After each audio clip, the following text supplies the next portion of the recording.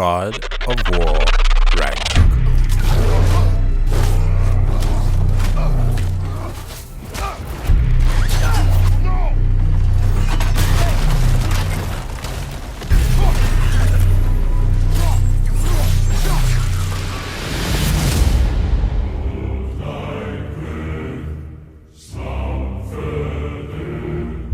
Why are you crying?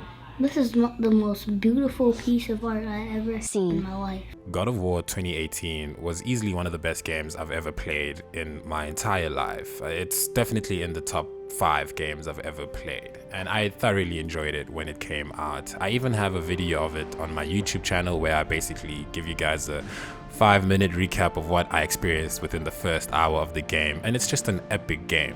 The good people over at WARNNG knew this about me, and so they decided to send me a code for God of War Ragnarok, and I got to play the game. I've put about 40 hours into it, and I even wrote an entire written review over on nag.co.za, which you guys can go to the website and check it out and give it a read if you'd like. Suffice to say that this review would not have been possible without the help of the good people over at nag.co.za. Head on over to their site, give my review a read, and let me know what you guys think down below in the comments. And with that being said, let's get straight into the review. The success and impact of God of War 2018 was, and still is, undeniable. I mean, that game was the true definition of a AAA game at the time that it was released. God of War 2018 was just something out of this world, and we just couldn't really get our hands wrapped around it. The story of Kratos and Atreus was just such a captivating story. Watching them grow from the beginning of the game closer to each other and learning more about each other and growing stronger with each other was just really such a beautiful ride to experience. Now I can only imagine what that would look like for Santa Monica. I mean, just think about it. You have such a successful game that you released and it just made such a huge impact on the world. Everybody loves it. Everybody loves the story, the characters, the combat. And you really hit it out the park. There's practically nothing wrong about the game, except for the fact that people really just wanted more with the game. And so I can only imagine what it's like at Santa Monica to have such a successful game and to look at it that it was such a huge commercial success. Everybody loved it. The gameplay was epic. Everything about it was just so epic. How do you possibly do this again? I mean, expectations are extremely high. Everybody knows that there's going to be a sequel, but the question now, is it going to be as good as God of War 2018, or is it possibly even going to be better? And I'm sure that some of you by now have seen some of the reviews that have been coming in. Some of you have probably even seen leaks, and you'll be pleased to know that God of War is a masterpiece. And I'll tell you why. 3 years have passed, and the father-son duo find themselves in Midgard during Fimbulwinter. A few things have changed. Atreus is all grown up now. You can tell by his voice, and not only that, but the training he's had with Kratos over the last 3 years has made him a much more capable warrior. I get the sense that Kratos has matured a bit more. He's still a man of very few words, just grunting his way through conversations. But after his string of god-killing quests, he wants nothing more than a peaceful life for him and his son. After finding out about the prophecy of Loki, Atreus is still obsessed about figuring out what his future entails, and this basically pushes the narrative for the rest of the story. Atreus needs to go out and figure out who he is and what his future entails, and how he also plays a role in stopping Ragnarok. Kratos soon realizes that he can't ignore his son's curiosity and has to help him on this journey of self-discovery. Seeing that now Atreus is a god killer, they've become the 9 realms' most wanted family because there are consequences to killing a god! I think easily the best thing about God of War Ragnarok is that they took everything that we loved about God of War 2018 and just made it more. There's more exploration, there is more combat, there is more story, there are more characters. There's just so much more for you to explore in this world. They practically just doubled up on everything. It's just one long roller coaster ride of emotions and non-stop intense action sequences. I mean, within the first hour of the game, you have to take on Freya, a giant grizzly bear, Thor, and a giant electric lizard. This is within the first hour of the game. 4 boss fights. I mean, who does something like that? And this just sets the standard for the game. It just keeps getting more intense. The enemies get stronger, the big boss fights get bigger, and you just never get tired of it.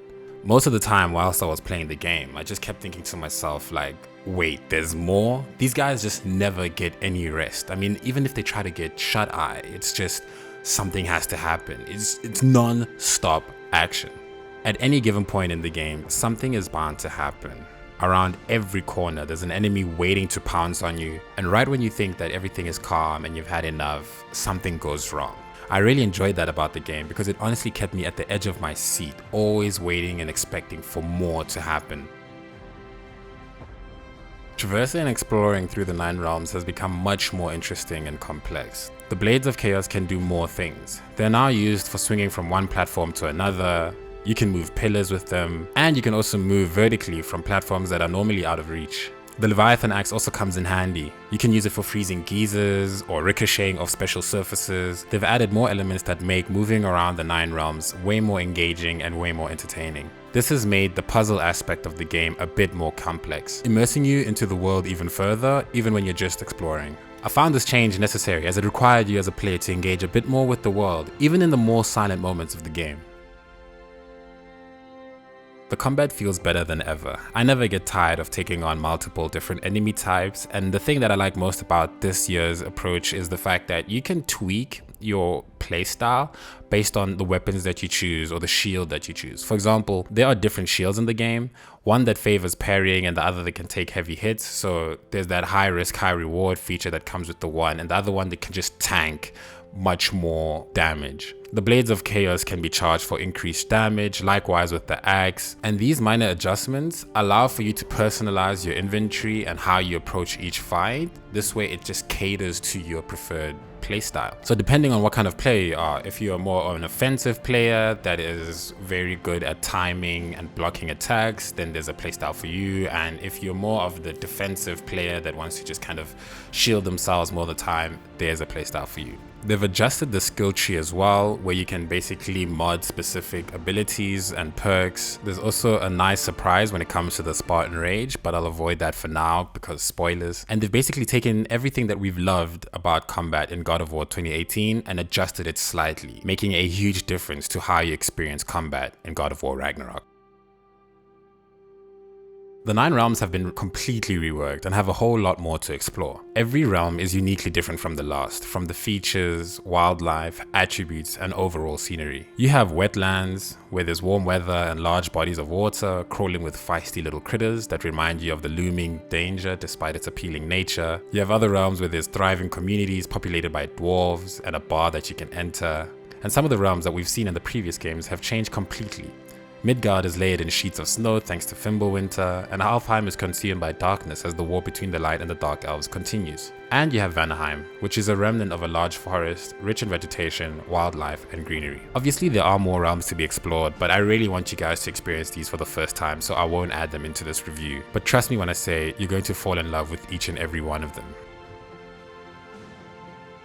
The biggest highlight of the game are the characters that are featured in the game. The father-son duo meet a variety of memorable characters along the way who join them on the mission to stop Ragnarok from happening. We get to learn more from familiar faces such as Brock and Sindri as the story progresses. The list of friends and foes grows larger as you progress through the game. We learn more about Thor, the giant brute, Odin Allfather, feared by many but cunningly charming, Tyr, a giant with an even bigger heart, and many more. The story of everyone along this great path is integral to the character development of both Kratos and Atreus. It shapes their intentions and emotions towards one another. I particularly like the missions where I was paired up with a different character and each one would aid the story in a different way, especially when it came to combat. Each character had their own unique way of helping you fight off multiple opponents, and because of this, it kept the fights from feeling stale and boring. I played this game on my PS5 and it's fantastic, graphically stunning and smooth. Everything the game threw at me, and at times it felt like a lot, the PS5 handled with ease. It's the kind of experience you'd expect from a AAA game on next-gen console. I know I've said a lot of positive things when it comes to the game and I've never mentioned anything negative, and that's because it's really hard to find anything negative. I mean, there were no glitches, there were no slow moments in the game. Everything was just really well paced. The one difficulty that I had was using the camera during combat, as you always had to swing it around to try and see your opponent, and it took a bit of time to adjust to it. But I won't say that it's nothing particularly wrong about the game, it's just something that I found challenging and it took a while to adjust to. But other than that, the game is quite literally perfect. The audio is amazing.